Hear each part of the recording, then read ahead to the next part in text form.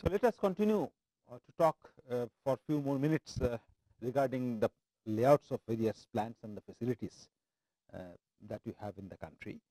As I have pointed out already, that we have a very strong secondary steel producer as well as primary steel producers. We have both integrated and mini mills, and mini steel plants we have basically induction furnace based and arc furnace based. Arc furnace based facilities, which are basically DRI oriented or DRI based, they have both come up in the Western India, because you know that we have gas based DRI production units as well as coal based DRI production units. You have Midrex process, which is a gas based process. Then we have SRRN or rotary kiln process, which is a coal based process. So, mostly in Eastern India we have coal based DRI units, a good number of DRI plants with not much infrastructure. They are just money making units actually, nothing beyond that. Gross violation of environmental norms, these have come up in the eastern coast. On the other hand, we have the gas fired or gas based DRI processes mostly located in the Western India because of the availability of natural gas there. It is also understood, as I have pointed out, that if India has to grow, India has to develop, it will need steel, and perhaps from that point of view 180 million ton by 2020 is not too massive a figure. And it is also certain that because of the logistic problems, because of less capital inflow, because of problems with land acquisition, infrastructure, etc., perhaps we will witness in the years to come more or less similar rate of growth in the primary as well as in the among the primary, between the primary and the secondary steel producers. So, we will see parallel growth of the integrated steel mills as well as mini mills in the country, and of late many steel plants are being launched which has a capacity between 1 million ton to 2 million tons. Balaji Group, then Sham Group, Bhushan Groups. Bhushan Group is also expanding, and there are umpteen number of steel plants which are planned to be coming up in the eastern coast, particularly in Orissa, Jharkhand and Chhattisgarh area. Now, having said so, we understand that the primary steel producers in this country, they are going to be using mostly LD steel making process. They in the future developments, we may see integrated mills coming up with thin slab casting or maybe strip casting. It is not yet certain, because strip casting is now a proven technology, and I heard that SR Steel is already negotiating with Nucor, which is one of the pioneers in strip casting technology, for setting up of plants. And today, I think I have mentioned during the course of this course that we have continuous strip production technology, which is economically and energetically extremely efficient.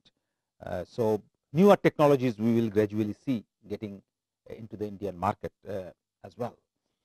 Subtle variations do exist, as I have mentioned yesterday regarding the steel making technology.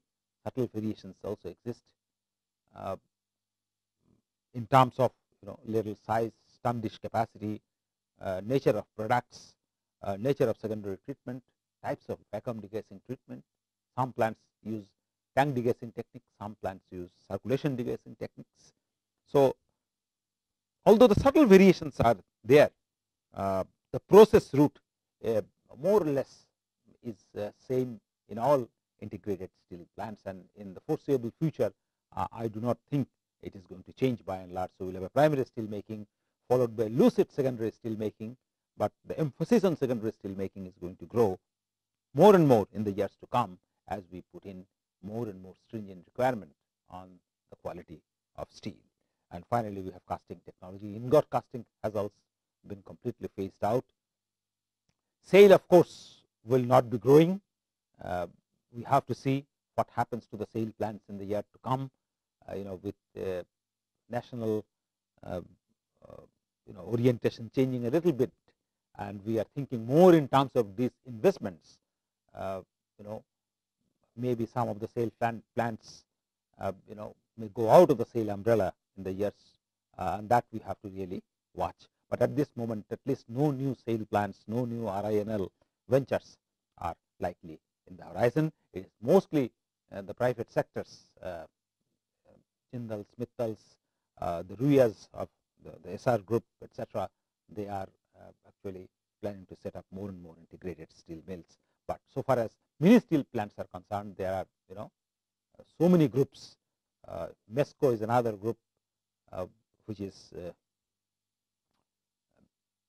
trying to expand. So, so these are not so famous industrial houses, but we will see such ventures coming up all over India, South India, Eastern India, but maybe primarily, it is the developments are going to be taking place either in the Western India because of the availability of cheap fuel, or in the Eastern India where we have abundant low grade coal available to us. Now, if we have to get to the figure of 180 million ton by 2020 from 55 million ton 2009, we have to see that is it sort of a daydreaming, is it, or is it possible for us to achieve? And in view of that, I think we have to now understand that the GDP is very high. So maybe we are in a position, provided government makes land available, the market can generate a lot of cash, and we should be in a position to gear up our steel making facilities. But the issue comes now that what are the problems? That we need to understand. So the problems, this journey is not going to be so easy, despite the growing economy, despite the demand for a large amount of steel. I do not think it is going to be an easy journey, because we have a lot of problems, and I envisage the problems, or I tend to list the problems. One is our raw material problem.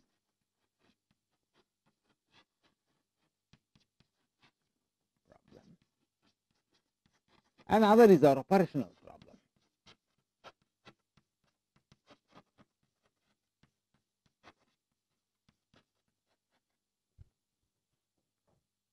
Yesterday, I have tried to briefly, in the last lecture, I have tried to briefly mention that we have an excellent iron ore, and the amount of reserve is also pretty good, and we have good amount of coke also, but our coke is laced with large amount of coke ash, 22, 25, 28%. And what is coke ash? The coke ash basically is silica, alumina, etc., and it contains a lot of sulfur as well. So iron ore is basically, we have a lot of fixed iron is very good, one of the finest iron ore from that point of view, but at the same time our iron ore contains a lot of silica and alumina. We know that silica can be reduced in the blast furnace. So therefore, the tendency to produce a high silicon pig iron in Indian blast furnace is somewhat relatively high, and this tends to offset the good quality of iron ore. So some beneficiation seems to be, particularly when we will be talking about low grade processing of low grade iron ores, because not all grades of iron ores, the iron ore reserve is of 60 or 65% iron. So there are low grades iron also, and then the beneficiation of iron ore, particularly removing silica, etc., is going to be meaningful. So if you have more silica, in the relatively more silica, and you have 1:1 proportion roughly alumina, so the alumina will invariably go to the slag phase. So you are forced to use maintain a very high hearth temperature, and that high hearth temperature, what it does, it causes thermodynamically more favorable, creates more favorable condition for the production of high silicon pig iron. And this high silicon pig iron upsets the economics of steel making, as we all know, because high silicon pig iron means we have large amount of heat produced in LD converter, we have large volume of slag. If you have large volume of slag, then we have large amount of CO to be added. If you have large amount of heat which is evolved in the LD reactor, then the lining life is going to be drastically affected. So high silicon pig iron, it has problem, and alternatively, if you don't wish to take that to the LD converter, you have an external desiliconization that is again deterrent to the production of the steel, because of the simple fact that external desiliconization will consume some amount of time and slow down the pace of steel production. Ash, of course, is a issue of concern to all of us, and our coke rate in the blast furnace, if you go back, is also not quite encouraging. Okay, we are because the coke ash, the fixed amount, fixed carbon in coke is going to be less. More and more is the coke ash, and that's why our coke rate in our Indian blast furnaces ranges 700-800 kgs per ton of hot metal produced, because we are charging less fixed carbon and more ash possibly, which is reflected in the high figure of coke rate for blast furnaces, etc. And again, we are talking of more slag, more coke ash means the process more coke essentially implies that the process is environmentally less friendly. We are producing more greenhouse gases, and finally, it will have large amount of slag which will be produced, because silica, alumina which are present in coke ash needs to be flushed, and as a result of which you have a downstream problem of waste disposal. Okay, so these are some issues. So as we go on to 180 million tons, okay, so the waste generated are also going to be much more, and we have to see that when there is so much of crunch on the land, how do you really distribute or manage the waste which is generated out of the steel plant. Of more importance to me is the operational problems in the Indian steel plants. I mean, the technology in the Indian steel plant is very old, and particularly I have mentioned in the previous lecture that electric arc furnaces, if you go and see, and these are 40-50 years of old, and so many developments have taken place in the arena of steel technology. It is just unbelievable, uncountable. And if you go to the Indian steel plants, you will see that the technology has taken a backseat there, where the owners are more concerned with the number of heats, amount of liquid metal, without bothering much about the general safety, the energy efficiency, the cleanliness in the plant itself, and these have been issues. These are issues which have been totally ignored in the plants. So there are a lot of operational problems, and these operational problems, I think I will say that leads to we have number one is we can say that we have high. Or first one, I will say that age-old technology.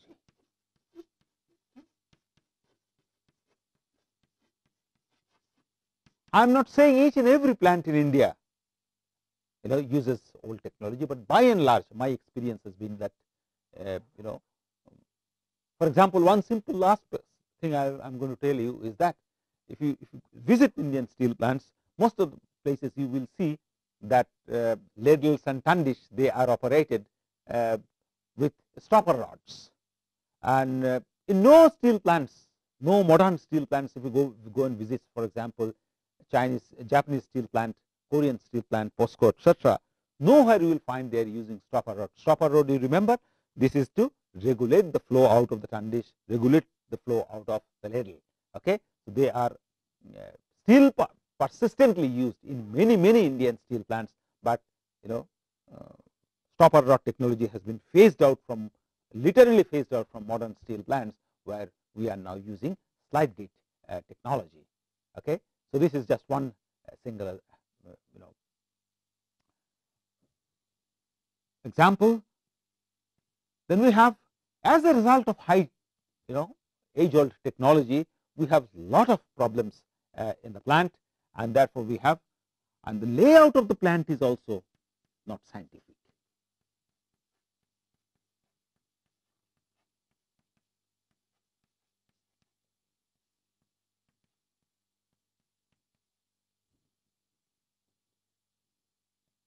These have housekeeping is extremely poor.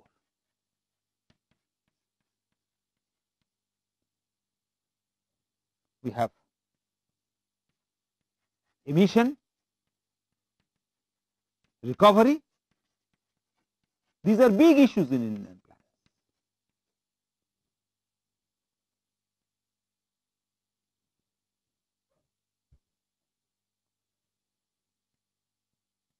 We have high specific energy consumption.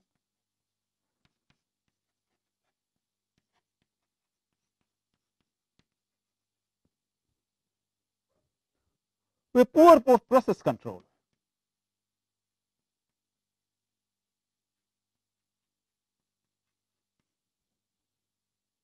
These are all important issues.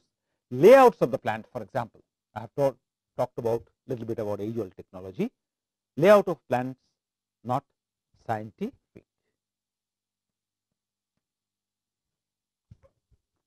Many of the steel plants you will see, because they are age-old, there is no synchronization of activities. For example, you will see that the furnace is here. The furnace is here, for example.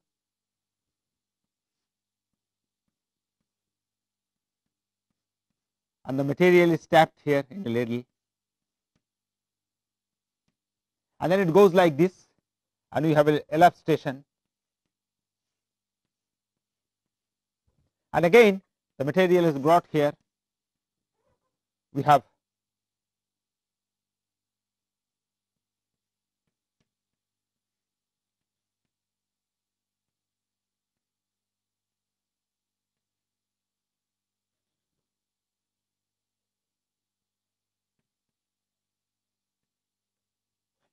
casting. So, there is lifting by cranes. So, sometimes they move on rail, sometimes they are lifted from one place to another place. So, if electric arc furnace, then it is tapped, it moves in one direction, and then it goes to the LF or VD station, then it moves in the reverse direction, because the plant is not scientifically laid out, and this creates a lot of logistic problems in running the operation very smoothly. So, and even if you look at the overall layout, the scrap yard is at one corner, the control room is, control rooms are not properly located, control equipments are not functioning properly, and these all creates a lot of problem in terms of managing, the available resources very efficiently. The plant layouts are in general, except for few modern plants, and this I am more or less I'm talking about mostly the mini steel plants or the arc furnace based steel plants, okay, where it's an extremely primitive layout is there in the plant. And what happens is, for example, if layout is not scientific, in that case what happens is, for example, you try to process steel through this, and at one point of time you find that because of transportation etc. or holding, your temperature has dropped to such a level that you require really reheating in the LF. So, you have to shuttle between LF time and again in order to bring the metal at the correct temperature in the continuous casting bay. Housekeeping, for example, is extremely important. Why? For example, in most of the steel plants, if you go, you will find that it is smoke, dust, the cleanliness level is very, very bad.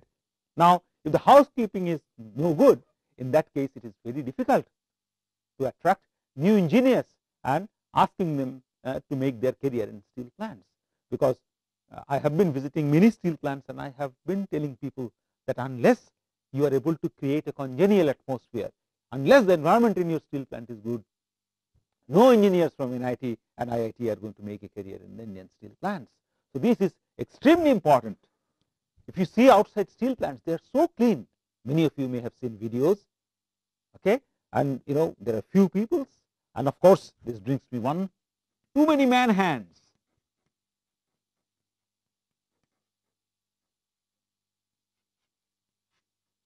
the workforce is too large in our steel plant. Okay. So, coming back to the housekeeping, we require, it should look like a modern steel plants. Modern steel plant, extremely clean, very little amount of gases and dusts or smokes, and you go to steel plants, you find scrap is everywhere, dirt is everywhere, broken pieces are everywhere, and you don't feel like working there at all. And if that is the scenario, in that case, this is going to cut a very sorry figure as far as new recruitments are concerned. And it projects, on the other hand, many people have, foreign countries have come, seen Indian steel plants, they have interacted with me on diverse fronts, and have told me Indian steel plants are 50 years behind in terms of all these things. Emission recovery. Emission is rampant emissions in Indian steel plants. If you go, you will see that they are all red powders everywhere. There is dust, and if you go to the ELAB station, you go to the electric furnace, during the furnace stepping, everywhere there is so much of smoke and dust that it becomes horribly difficult, to work efficiently under such conditions. And these are certain, we have extremely GCP, gas cleaning plants.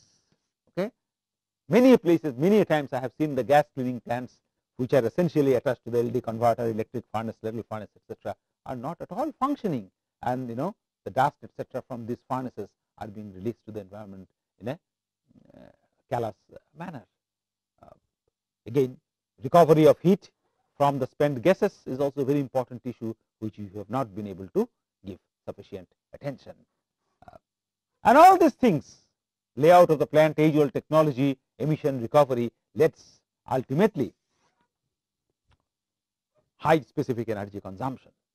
Poor process control. In many of the plants I have seen that they do not have, for example, flow meters which can record the amount of the flow, oxygen going into the furnace itself, and as a result of which they tend to overblow oxygen. And if they overblow, in that case the slag becomes more and more richer in iron oxide. Sometimes it is 25%, sometimes it is 35% with excessive amount of oxygen blown. And if 35% of your iron slag contains so much of iron oxide, in that case you can imagine what is going to happen to your yield. So therefore, process control, adequate process control is necessary. For that you will have to have sensors and gadgets. PLC is to be functioning all the time. They should be giving you good and reasonable results. And finally, we have too many hands. Of course, we are, we have to look at the society, but even China, which is a socialist country, the number of hands per ton of steel produced is far less than ours. In our steel plants, we just have too many people. The liability on the management is also high in terms of their healthcare cost, and other recurring costs, and as a result of which the profit really is not that much. Many of the steel plants, you see that they are in India, they make enormous amount of profit.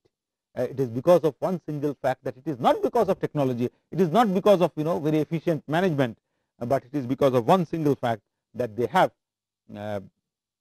captive mines, and from captive mines they are able to get the basic raw materials at an excessively cheap price. Okay, and that gives them the edge over others. So plants which are operating in India, there are many of them, I don't want to name them here. Okay, they have their captive mines, and from that captive mines they get raw materials at a very cheap rate, and as a result of which the final product they roll out is really extremely low priced, relatively low priced with respect to others. Now, having said so much, the other important issue is that what we have recently seen is an issue of manpower. So, raw material problem, operational problem, and then we have manpower problem. This is very important. And in this context, I wish to spend a few more minutes on the topic of steel education and research in India.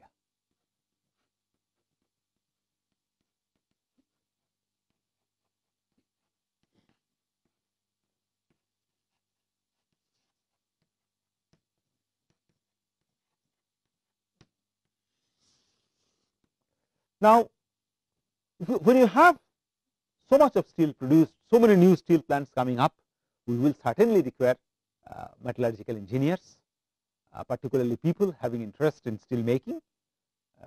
We possibly will not be hiring graduates from Chinese to run our steel plants. So,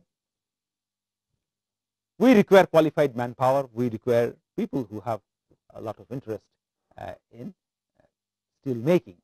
Now, we have as you are aware that we have a full-fledged Ministry of Steel and Mines that takes care or controls all steel related and mines related activities. We have a cabinet minister.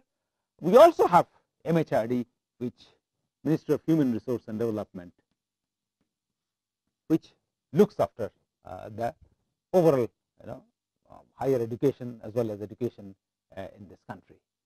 Now, recently under the aegis of the ministry, we have Indian Institute of Metals. This is not Indian Institute of Management, but Indian Institute of Metals. The headquarters is in Calcutta. So, with the intervention from MOS, IIM has constituted a committee, or Ministry of Steel asked IIM to constitute a committee to look into the issue of manpower shortage in steel plants. Remarkably speaking, I have seen that in 1 month, there is a unique example. I could locate one single person working in 3 different steel plants. He was first working in X, then after 20 days, I visited another plant and I found that the person has moved to the second, another steel plant Y, and then finally by the month end he has moved to another steel plant because he was getting more salary. There are not takers, and as a result of which what happens is it is the same person who goes from one plant to another plant, and at the grassroots level or at the graduate trainee level, we have not been able to recruit too many people for our steel plants because of the simple fact that we do not roll out that many engineers today who has requisite expertise and knowledge of steel making. And also on the part of the students, as you are aware that students do not show much interest to make a career in steel because it is not as attractive as nanomaterial, it is not as attractive as biomaterial, it is not as attractive as infotech. Maybe it is an age-old field, and also the plant conditions, etc., have been deterrent for the students to take up a position in the steel plants. So, we have although so much of proliferation of education has gone under the aegis of the Ministry of Human Resource and Development. We have so many dimmed universities coming up, so many engineering institutions coming up. Remarkably speaking, there are very few, you can just count them in fingers. In the last 5 years, engineering universities or institutions have opened which have metallurgical engineering as a discipline. I think last 5 years, I remember there are one in Orissa, then NIT Bhopal has started a program in metallurgical and materials engineering. And also you may have noticed that earlier, while the education is basically metallurgy oriented, say 30-40 years back, today the orientation in most of the engineering colleges are materials oriented. Earlier we used to be taught metallurgical thermodynamics.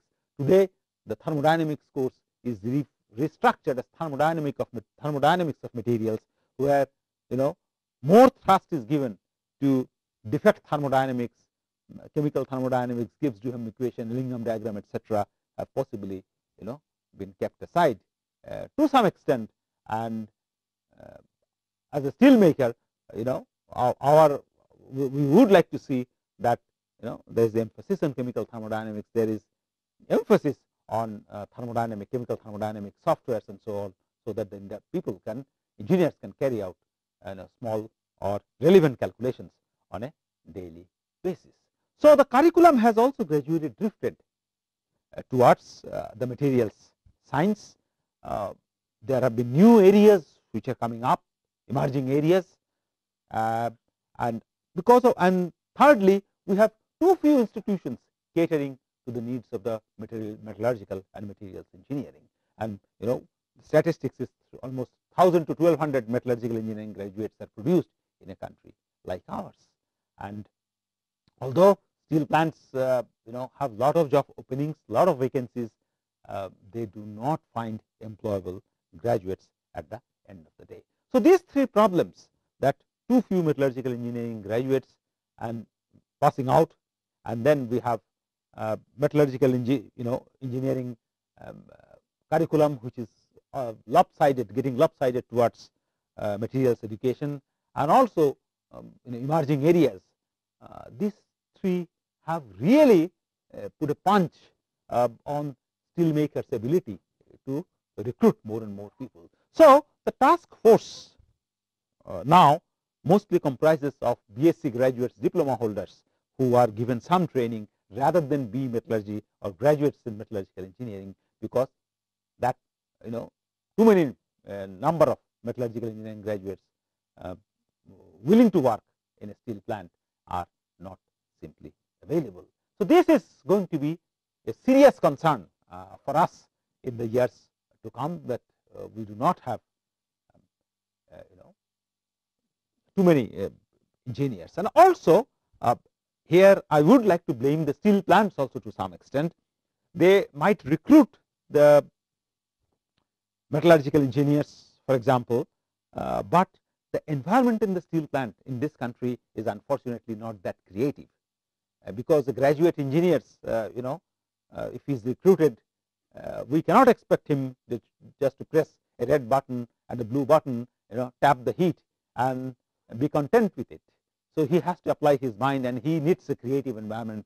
And steel plants who only think in terms of number of hits a day, unfortunately has not been able to give that creative atmosphere to the new recruits. And as a result, young engineers going and working in the steel plants get really disillusioned because they don't find much creativity. There is not much scope of improvement because the management does not nurture excellence. They just look at the quantum of steel that is being produced. So there are many issues. It is not just, it is a very complex problem. Ministry of Steel is there, MHRD is there. We should have by now, envisaging that, well, we will need steel by 2020, a lot of steel, and we should have been able to by now, reinforce our steel education and research program in the country, so that we have a smooth production. I mean, in most countries we have an iron and steel institute. Where is such an institute in this country? Okay, we do need now, maybe its time has come that we have a separate institute which will roll out people with requisite qualifications in iron and steel technology, who should be, in a position to take up the occupy the position of graduate engineers and so on.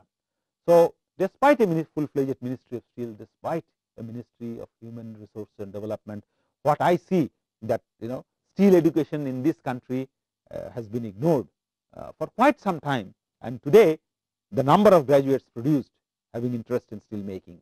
You see, this is a really perpetual problem, in the sense that when we were students, there are a lot of seats of excellence in extractive metallurgy in this country, or iron and steel technology, be it IISc Bangalore, be it IIT Kanpur, IIT Kharagpur, IIT Chennai, IIT Madras, IIT Bombay, and lot of NITs also. But today the number of experts, the number of professors involved in teaching and doing research in iron and steel has dwindled remarkably. You can ask that why it is so important, because when we have professors teaching and doing research in iron and steel, it is they who create the interest among the students.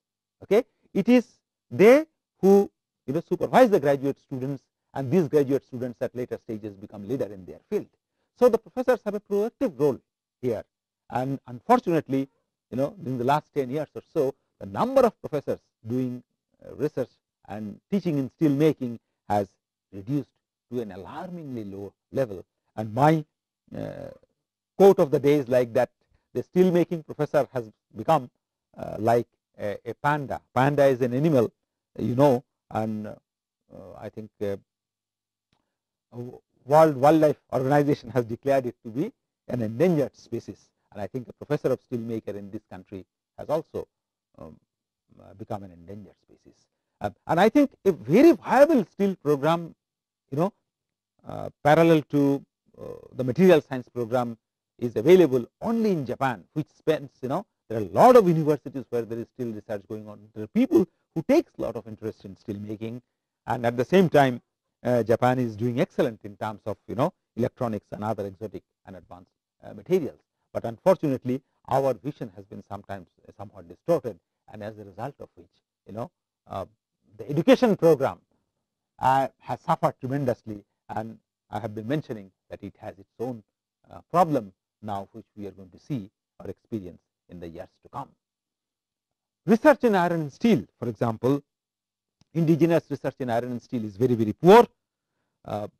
Although we have a full-fledged research, RDCS, that is under SAIL, has set up a huge research center, but we really have not been able to come up with a new technology. Many developmental works, yes, we have been able to do. We have been able to improve some of the existing processes, but not new technology. So, looked at from such point also, we do not have a sizable or a meaningful R&D activities in steel in the country. I think Chinese in that front are doing much greater, much better than us. A lot of Indian steel plants today, I go and see, they are buying, for example, Chinese technology. Chinese coke ovens are being installed in JSW.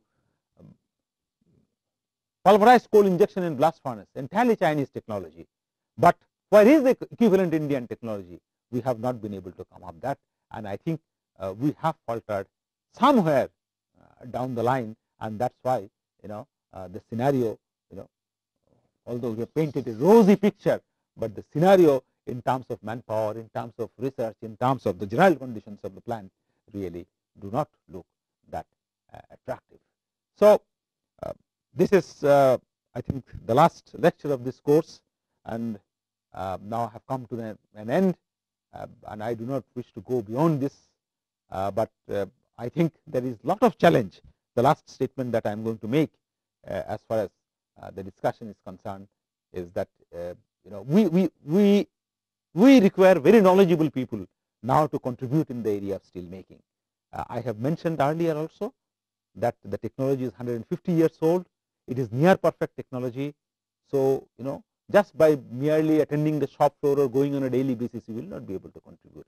Your knowledge of the subject has to be very, very good. You have to be equipped with modern subjects, modern tools, knowledge of computer, knowledge of fluid mechanics, knowledge of kinetics. All these are necessary, and then possibly we can see that, well, you can improve the casting rate further, you can improve the yield further. We are already talking about 92-94% of yield in steel plants.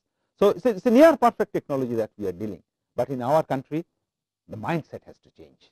The owners and the government has to change their mindset, and product, for example, steel products, they are completely dirty products that we today produce, and these products, and government is of course going to bring in some regulations. There is so much of inclusions that really you cannot apply them in strategic application. Today it is fine, but if you put inclusion laced steel, loaded steel for making bridges, you can imagine after 50 or 100 years down the time, down the road, what is going to happen to the fate of all these things. So these are very important issues, and as a budding steel making engineers, you should be concerned about it. My objective, as well as Professor Korea's objective in this course, is to expose you to the subject, give you a modern outlook, and bring you to a point where you should be able to think yourself, what are the ifs and buts, what is the subjects, what are the loopholes, what are the problems, what is the scope, and put everything in the perspective of India, because India has to grow, India has to develop, and India will need more steel. Thank you.